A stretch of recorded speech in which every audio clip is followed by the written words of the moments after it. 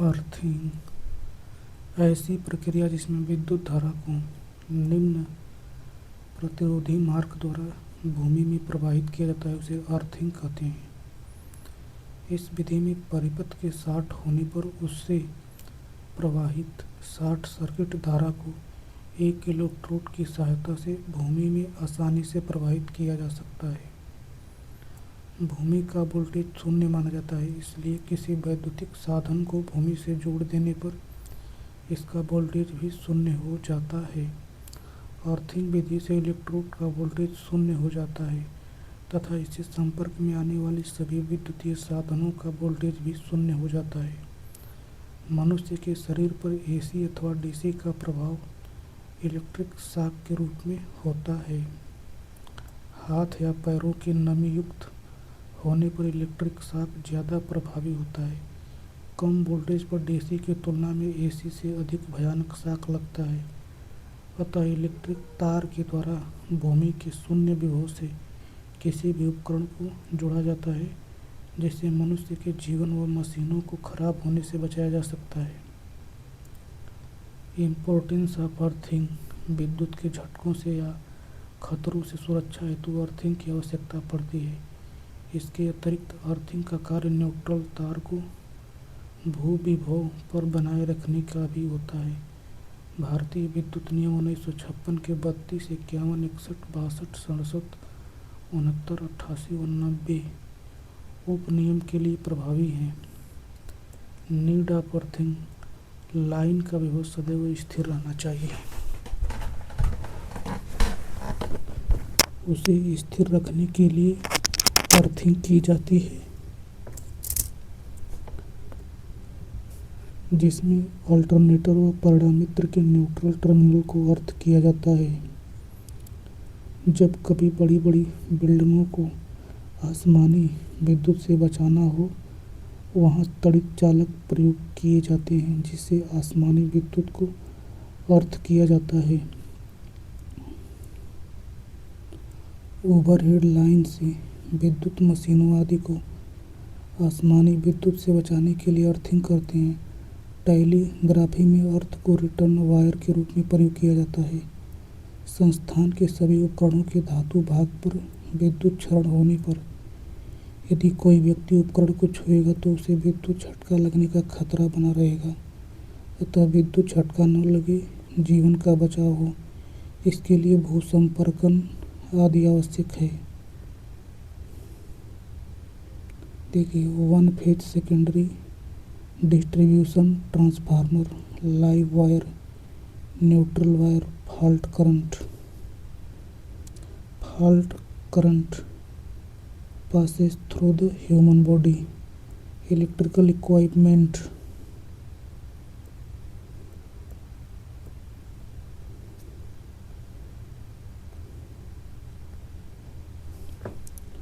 उपकरणों का धातु भाग व भू के बीच शून्य विभवांतर रहना चाहिए, अर्थात भू विभव पर रहना चाहिए। आकाशीय तड़ित से सुरक्षा करने के लिए भू संपर्कन होना आवश्यक है, जिससे लाइटनिंग डिस्चार्ज हो सके। विद्युत रक्षण का मान बढ़ाने के लिए भू संपर्कन होना आवश्यक है, जिससे फ्यूज तार गल सके और दुर्घटना से पूर्व विद्युत परिपथ संपर्क में न रहे। उदासीन तार के भू संपर्कन होने से 3 कलीय विद्युत सप्लाई में असंतुलन की स्थिति नहीं आती है। One phase secondary distribution of transformer, electrical equipment, live wire, neutral wire, fault current passes through the earthing. Fault current earthing से संबंधित महत्वपूर्ण परिभाषाएं। अर्थड ऑब्जेक्ट, अर्थ इलेक्ट्रोड से जुड़ी वस्तु को भू संपर्कित वस्तु कहते हैं। अर्थ इलेक्ट्रोड पर शून्य विभव होने के कारण इससे संपर्क में आने वाले सभी विद्युतीय साधनों का वोल्टेज भी शून्य होता है। अर्थ इलेक्ट्रोड जब किसी धातु के पाइप या कंडक्टर को भारतीय विद्युत नियम के अनुरूप पृथ्वी में दबा दिया जाता है तो उसे अर्थ इलेक्ट्रोड कहते हैं। अर्थ कंडक्टर अर्थिंग के लिए जब दो भागों को एक चालक द्वारा जोड़ा जाता है तथा फॉल्ट होने पर इससे फॉल्ट धारा प्रवाहित होती है तो उसे अर्थ चालक कहते हैं। अर्थिंग लीड अर्थ इलेक्ट्रोड एवं उपकरण को आपस में जोड़ने वाले तार को अर्थिंग लीड कहते हैं। लाइव वायर वह तार जो विद्युत आवेश से पूर्ण हो और अर्थ के साथ विभवांतर रखे लाइव तार कहलाता है। एलिमेंट टू बी अर्थड भारतीय विद्युत नियम 61 के अनुसार किसी विद्युत संस्थान में निम्नलिखित अवयवों को भू संपर्कित किया जाना अति आवश्यक है। 3 पिन सॉकेट तथा 4 पिन पावर प्लग सॉकेट। 4 तार विद्युत वितरण प्रणाली में उदासीन तार को सभी उपकरण जैसे motor, generator, cooler, refrigerator, geyser के धात्विक भाग, सभी घरेलू उपकरण जैसे टेबल लैंप, प्रेस, विद्युत केतली, हीटर तथा ओवन आदि के धात्विक भाग को 3 पिन प्लग सॉकेट द्वारा, सभी धात्विक स्विच, वितरण board, switch board, button holder तथा पंखे के धात्विक भाग, सभी स्विच गियर, केबल, विद्युत मशीन आदि के धात्विक भाग, सिरोपरि लाइन के धातु आधार, केबल बॉक्स के धात्विक भाग। विद्युत संस्थापन में बहुसंपर्कन हेतु विशिष्टताएं। IS 3034/1966 के निर्देशानुसार बहुसंपर्कन हेतु निम्नलिखित विशिष्टताएं उपयोग में लाई जाती हैं। जिस विद्युत संस्थान का बहुसंपर्कन किया जाना है उस संस्थान से बहुसंपर्कन की दूरी कम से कम 1.5 मीटर होनी चाहिए। भूसतता तार अर्थ कंटिन्यूटी वायर की माप कॉपर तार 14 SWG से कम नहीं होना चाहिए अथवा मुख्य तार जो संस्थापन में उपयोग किया गया है उसके आधे अनुप्रस्थ काट का होना चाहिए। अर्थ तार व अर्थ इलेक्ट्रोड एक ही धातु की होनी चाहिए। जैसे अर्थ तार तांबे की प्लस अर्थ इलेक्ट्रोड तांबे का प्लस नट बोल्ट तांबे का आदि। अर्थिंग तार को सुरक्षित रखने हेतु भूमि तल से 30 सेंटीमीटर नीचे से तथा 12.7 mm व्यास के GI पाइप से ले जाना चाहिए। पाइप के अर्थ इलेक्ट्रोड पर पेंट किया हुआ नहीं होना चाहिए। सामान्यतः बहुसंपर्कन का प्रतिरोध नमी व स्थान के अनुसार बदलता रहता है। आदर्श स्थिति में बहुसंपर्कन का प्रतिरोध 0 होता है लेकिन प्रभावी भू प्रतिरोध निम्न होता है। बड़ा शक्ति केंद्र का 0.5 ओम, छोटे शक्ति केंद्र का 1.0 ओम, छोटे उप केंद्र का जो 33 किलोवोल्ट का हो 2 ओम। घरेलू तार संस्थान का 1 ओम, अन्य विद्युत संस्थान का 5 ohm. Different method of earthing.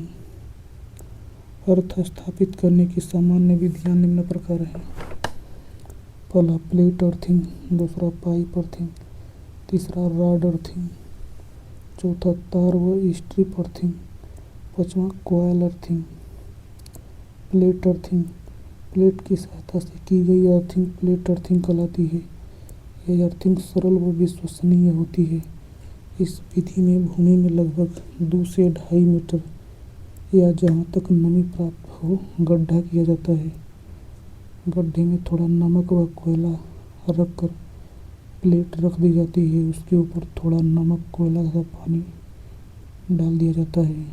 Plate में नट बोल्ट व वाशर के द्वारा अर्थिंग तार बांध दिया जाता है। तार को अर्थिंग पाइप से निकाला जाता है। प्लेट व पाइप को मिट्टी में दबा दिया जाता है और अर्थिंग तार को भूमि से ऊपर पाइप के छिद्र से बाहर निकाल लिया जाता है।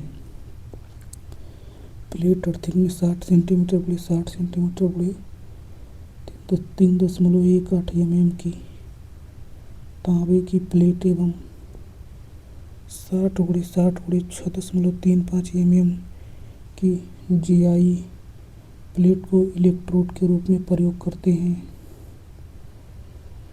जिस पदार्थ की प्लेट होती है उसी पदार्थ की भूतार का प्रयोग किया जाता है।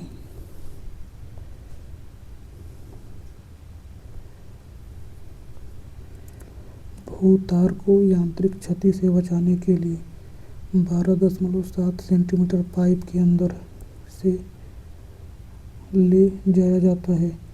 इसे जमीन की सतह से 60 सेंटीमीटर नीचे रखते हैं।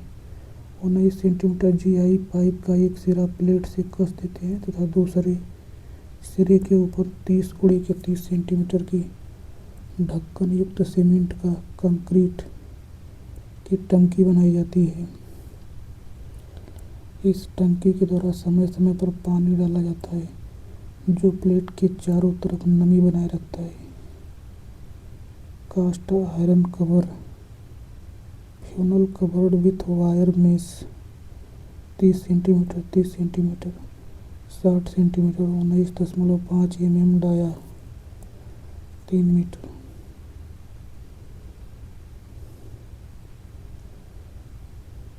नब्बे centimetre 60x60 centimetre × 3.18 mm copper plate 90 centimetre. Earthing pipe pipe की सहायता की गई अर्थिंग को पाइप अर्थिंग कहते हैं। यह सस्ती और टिकाऊ अर्थिंग है। इससे अच्छा बहुसंपर्कन प्राप्त होता है। इस विधि में 2 मीटर लंबा 38 mm व्यास का गैल्वेनाइज्ड इस्पात GI का क्षेत्रयुक्त पाइप इलेक्ट्रोड के रूप में प्रयोग किया जाता है। जमीन शुष्क होने पर इस इलेक्ट्रोड की लंबाई 2 मीटर से बढ़ाकर 2.75 मीटर तक कर दी जाती है। इस पाइप को जमीन के अंदर 4.75 मीटर गहराई तक डालते हैं। इस विधि में गड्ढा 30 सेंटीमीटर × 30 सेंटीमीटर का 4.75 मीटर गहरा किया जाता है। इस इलेक्ट्रोड में 10 mm व्यास के साथ 15 सेंटीमीटर की समान दूरी पर समकोणीय छिद्र होते हैं। इलेक्ट्रोड के चारों तरफ से 15 mm मोटी क्रमशः नमक चारकोल से भर देते हैं। 38 mm × 19 mm के सॉकेट के द्वारा एक 19 mm व्यास का पाइप इस इलेक्ट्रोड से जोड़ दिया जाता है। जमीन की सतह पर 30 सेंटीमीटर × 30 सेंटीमीटर की सीमेंट कंक्रीट की टंकी बना दी जाती है। टंकी पर कास्ट आयरन का ढक्कन रख दिया जाता है। 19 mm व्यास के पाइप से भूतार जोड़ दिया जाता है। इस भूतार को यांत्रिक क्षति से बचाने के लिए इसे 12.7 mm GI पाइप के अंदर से ले जाया जाता है जिसे जमीन से 60 सेंटीमीटर नीचे रखते हैं। 19 mm व्यास के पाइप के मुंह पर जाली युक्त कीप लगाई जाती है जिसे समय समय पर पानी डाला जाता है जो छिद्रित भू इलेक्ट्रोड के चारों तरफ फैलकर नमी बनाए रखता है। सब स्टेशन पर pipe earthing cast iron cover wire mesh लग funnel 2.75 metre 60 metre 19 mm dia 15 centimetre 15 centimetre 15 mm hole alternate layer of charcoal and salt charcoal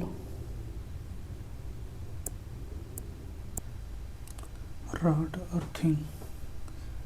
यह अर्थिंग बलुआ पत्थर के लिए उपयोग में ली जाती है। तांबे की छड़ 12 mm व्यास GI की छड़ 19 mm व्यास एवं GI की खोखली छड़ 25 mm व्यास की उपयोग में ली जाती है। तांबे या जस्ते की 2.5 मीटर से 6 मीटर लंबी ठोस रॉड को भूमि के अंदर दबाया जाता है।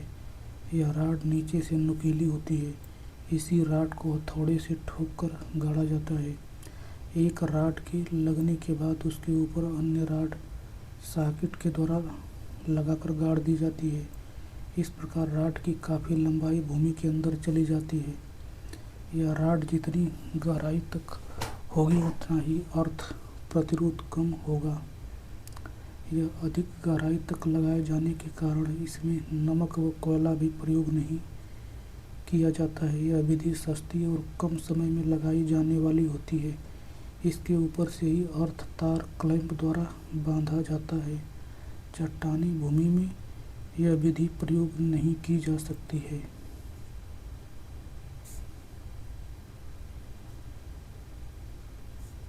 अब देखिए तार व स्ट्रिप भूसंपर्कन, वायर आर स्ट्रिप अर्थिंग।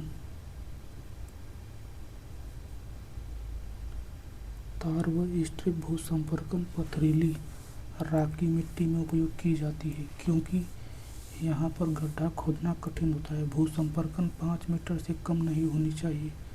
यह गहराई व नमी पर निर्भर करती है।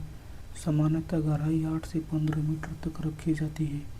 इस भूसंपर्कन में इलेक्ट्रोड तार या स्ट्रिप के रूप में उपयोग किया जाता है। कॉइल अर्थिंग देखिए 2.5 metre no SWG GI wire closely coil earthing. Coil earthing का उपयोग वैद्युत पोलों को भूसंपर्कन करने के लिए किया जाता है। 8 SWG GI तार की 50 mm व्यास 460 mm लंबी कुंडली को 1.5 मीटर गहराई में इसके चारों तरफ नमक व चारकोल की परतों से बंद कर देते हैं। यह भूसंपर्कन कुछ दिनों में अप्रभावी हो जाने के कारण उपयोग नहीं किया जाता है। अर्थिंग के लाभ और हानियाँ, advantage and disadvantage of earthing. Advantage of earthing, विद्युत झटका से सुरक्षा प्राप्त होती है। जैसे ही करंट लीकेज होती है, भूमि के संपर्क में आती है, जिससे धारा का मान बढ़ जाता है और एमसीबी परिपथ को बंद कर देते हैं। वह फ्यूज पिघलकर परिपथ को तोड़ देता है। उपकरणों व अधिष्ठापन में विद्युत धारा वहन करने वाले भूविभव पर बने रहते हैं। ओवरहेड लाइनों पर उच्च वोल्टेज आने पर अर्थिंग व्यवस्था के कारण इसे भूमि में समायोजित कर दिया जाता है, जिससे लाइन व उपकरणों में हानि नहीं होती है। अर्थिंग को ट्रांसफार्मर, मोटर, अल्टरनेटर व सभी मशीनों से जोड़ने से दुर्घटनाओं की समस्या कम हो जाती है। अब देखिए अर्थिंग की हानियाँ, डिसएडवांटेज ऑफ अर्थिंग। अर्थिंग तार कहीं से टूट जाए व उस भाग का जमीन से कोई संपर्क नहीं रह पाया हो, ऐसी स्थिति में धारा कहीं से तार में प्रवाहित हो जाए तो दुर्घटना घट सकती है। अर्थिंग का बहुत अधिक प्रतिरोध अप्रभावी होता है। टू रिड्यूस अर्थ रेजिस्टेंस, भूसंयोजन प्लेट छड़ के चारों ओर पर्याप्त मात्रा में लकड़ी का कोयला एवं नमक के घोल डाले जाने चाहिए। समय समय पर अर्थ के गड्ढे में पानी डालते रहना चाहिए, जिससे कि भूसंयोजन प्लेट छड़ के चारों ओर की भूमि में नमी बनी रहे। जहाँ भूसंयोजन प्रतिरोध का मान न्यूनतम रखना आवश्यक होता है, वहाँ एक से अधिक अर्थ इलेक्ट्रोड समांतर क्रम में संयोजित किए जाते हैं। 2 अर्थ इलेक्ट्रोड के बीच की दूरी कम से कम 5 मीटर रखी जानी चाहिए। देखिए IEEE रेगुलेशन। अर्थिंग के संबंध में सर्वप्रथम वर्ष 1956 में कुछ नियम पारित किए गए, जिनका समय समय पर संशोधन किया गया।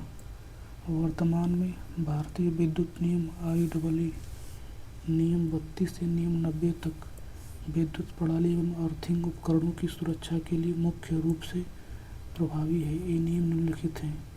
नियम 32, अर्थिंग और न्यूट्रल चालकों के भूसंपर्कन तथा स्विचों की स्थिति व उनके कटआउट की पहचान करना।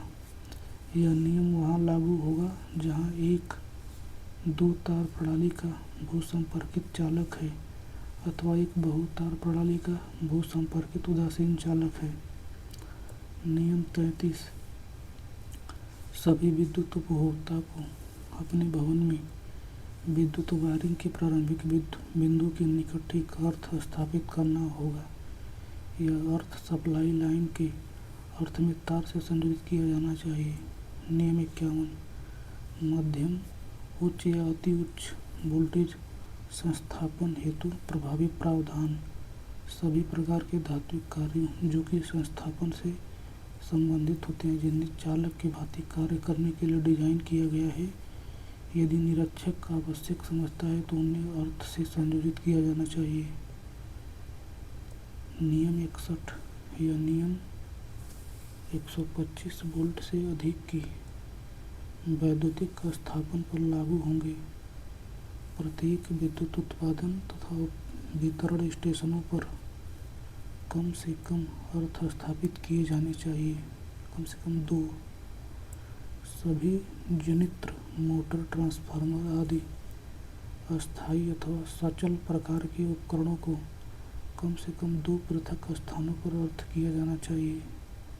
सभी धात्विक केसिंग, कवरिंग, जंक्शन बॉक्स आदि आवश्यक रूप से अर्थ किए जाने चाहिए।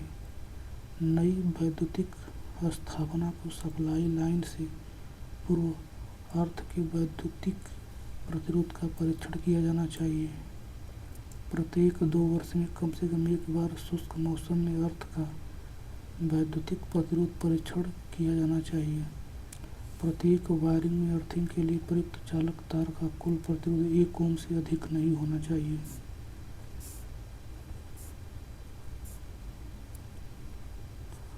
अब देखिए, अर्थ इलेक्ट्रोड का प्रतिरोध सामान्य भूमि में 3 ओम तथा चट्टानी भूमि में 8 ओम से अधिक नहीं होना चाहिए। लेड शीथड केबल के धात्विक आवरण को आवश्यक रूप से अर्थ से संयोजित कर देना चाहिए। नियम 62 जहाँ मध्यम वोल्टेज आपूर्ति प्रणाली का प्रयोग किया गया है, वहाँ पर पृथ्वी और उसी प्रणाली से निर्मित किसी चालक के मध्य की वोल्टेज सामान्य परिस्थितियों में कम वोल्टेज से अधिक नहीं होनी चाहिए। नियम 67 उच्च या अति उच्च वोल्टेज पर 3 फेज प्रणाली को अर्थ से संयोजित करने के लिए निम्न प्रावधान लागू होंगे। न्यूट्रल बिंदु को अर्थ से कम 2 पृथक संयोजन से जोड़ा जाना चाहिए। विद्युत उत्पादन स्टेशन एवं सब स्टेशन पर प्रत्येक का अलग अलग इलेक्ट्रोड हो जो पृथ्वी के किसी बिंदु से भू संपर्कित हो। जैसे पृथ्वी के किसी बिंदु से भू संपर्कित किया जा सके, जिससे भू संपर्कन से किसी प्रकार का कोई बाधा उत्पन्न न हो। यदि न्यूट्रल संयोजन में हार्मोनिक धारा प्रवाहित होती है तो वह संचार परिपथों में बाधा उत्पन्न करती है। इसके लिए जनित्र और ट्रांसफार्मर के न्यूट्रल को एक उपयुक्त प्रतिबाधा के द्वारा अर्थड किया जाना चाहिए। समकेंद्रित केबल्स युक्त विद्युत आपूर्ति से निर्मित प्रणाली में बाह्य चालक पृथ्वी से संयोजित किया जाना चाहिए। नियम 69 पोल टाइप सब स्टेशन के लिए प्लेटफार्म टाइप की संरचना प्रयोग की जाती है एवं प्लेटफार्म पर खड़े होने के लिए व्यक्ति को पर्याप्त स्थान प्रदान किया जाना चाहिए। वहाँ पर प्लेटफार्म के चारों ओर ठोस पटरी बनाई जानी चाहिए एवं यदि ठोस पटरियाँ धातु से निर्मित हो तो उन्हें भू संपर्कित किया जाना चाहिए। नियम 88 प्रत्येक गार्ड वायर को प्रत्येक बिंदु पर अर्थ से संयोजित करना चाहिए जिस पर वैद्युतिक निरंतरता भी संयोजित हो। नियम 19 नियम 90 सिरोपरी लाइन के सभी धातु के सपोर्ट एवं धात्विक फिटिंग स्थायी रूप से अर्थड होने चाहिए। इस उद्देश्य की पूर्ति के लिए एक अर्थ तार प्रदान किया जाता है जो कि प्रत्येक खंभे से बंधा होगा एवं प्रत्येक मील या 1.61 किलोमीटर में 4 बिंदुओं पर संयोजित होगा। बिंदुओं के मध्य की दूरी एक समान होगा। प्रत्येक स्टे वायर भी समान रूप से भू संपर्कित होना चाहिए जब तक कि पृथ्वी से कम 10 फीट की ऊंचाई पर एक इंसुलेटर न लगाया गया हो। अर्थिंग के लिए वांछित भारतीय मानकों की सूची। IS 7321 963 संशोधन। विद्युत वायरिंग के संस्थापन के लिए व्यवहारिक कोड। प्रणाली वोल्टेज 650 वोल्ट से अधिक न हो। IS 9001 965 प्रेरण मोटरों के संस्थापन और अनुरक्षण के लिए व्यवहारिक कोड। IS 1866 1961 इंसुलेटिंग तेल के अनुरक्षण के लिए व्यवहारिक कोड।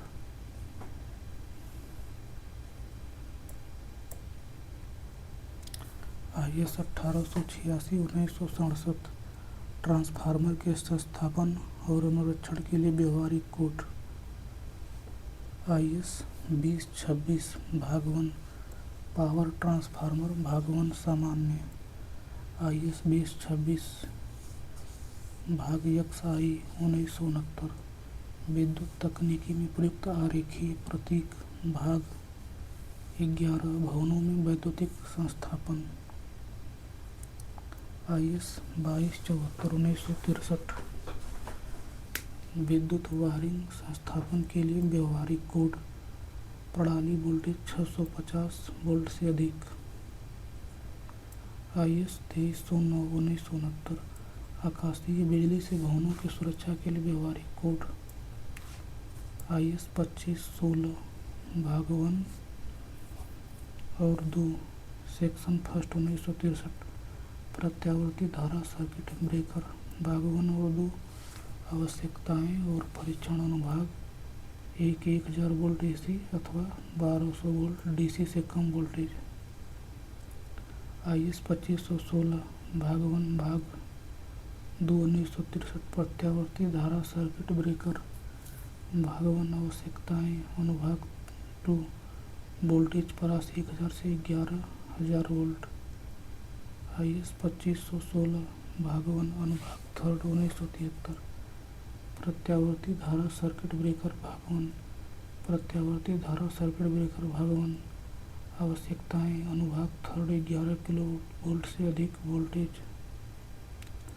IS 2551 1963 खतरा सूचक प्लेट। IS 3043 1966 अर्थिंग के लिए अभ्यास कोड। IS 3072 भाग 1 1965 स्विच गियर के अनुरक्षण एवं संस्थापन के लिए अभ्यास कोड। भाग 1 स्विच गियर प्रणाली वोल्टेज 1000 वोल्ट तक। अर्थिंग के लिए IEC 60364 की दिशा निर्देशानुसार BIS मानक। देखिए अर्थिंग सिस्टम अंतर्राष्ट्रीय मानक IEC 60364 ने 2 अक्षरों वाले कोड का प्रयोग करते हुए अर्थिंग व्यवस्था को 3 अवयवों TN, TT व IT में बांटा है। TL लैटिन शब्द टेर्रा से लिया गया है जिसका अर्थ पृथ्वी है अर्थात अर्थ से सीधा संपर्क। I मतलब आइसोलेटेड अर्थ से सीधा संपर्क नहीं। N माने न्यूट्रल, S माने सेपरेट, C माने combined. TN network. TN earthing system में जनरेटर या ट्रांसफार्मर के एक पॉइंट को अर्थ से कनेक्ट किया जाता है। प्रायः 3 फेज सिस्टम में स्टार पॉइंट को कनेक्ट करते हैं। इलेक्ट्रिक डिवाइस की बॉडी को अर्थ से जोड़ा जाता है और इसके जरिए ट्रांसफार्मर से संपर्क होता है।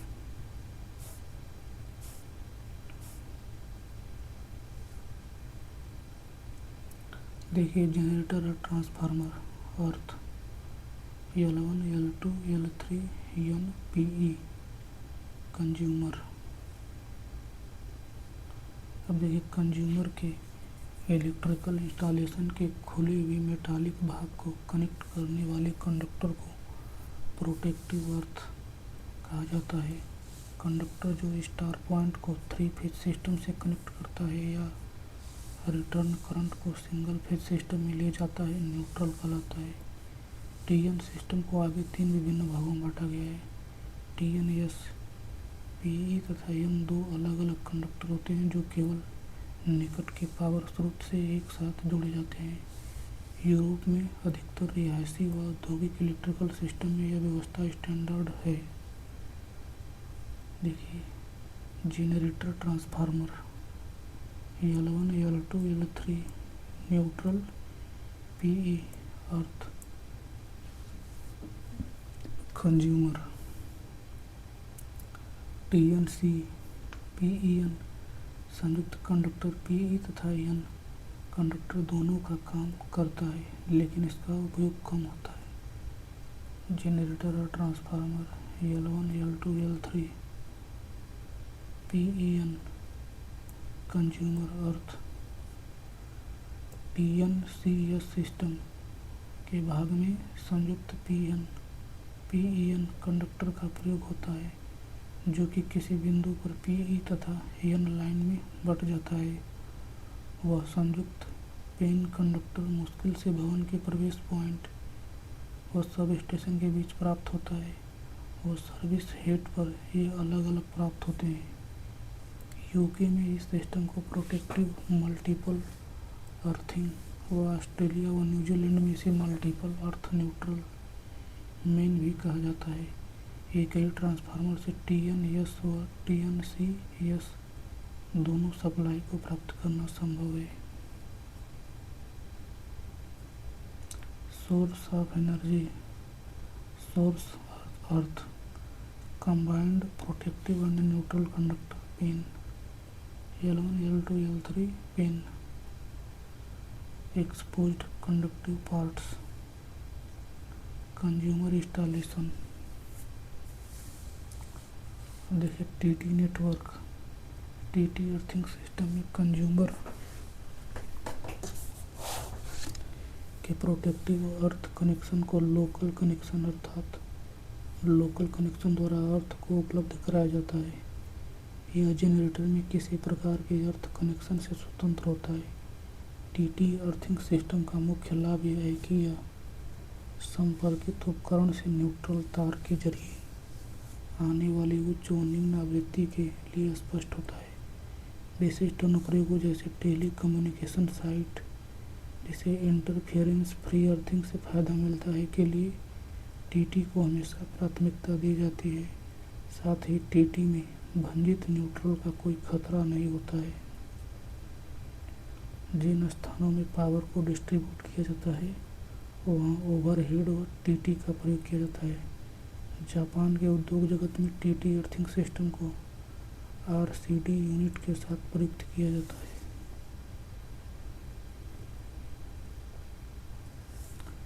जनरेटर और transformer L1, L2, L3 N consumer earth IT network, IT network में इलेक्ट्रिकल डिस्ट्रीब्यूशन सिस्टम का अर्थ से कोई कनेक्शन नहीं होता है। यह कह सकते हैं कि इसका केवल इम्पीडेंस कनेक्शन होता है। इस प्रकार के सिस्टम में इम्पीडेंस को मॉनिटर करने के लिए एक इंसुलेशन मॉनिटरिंग डिवाइस का प्रयोग किया जाता है। जनरेटर और ट्रांसफार्मर L अर्थ कंज्यूमर अर्थ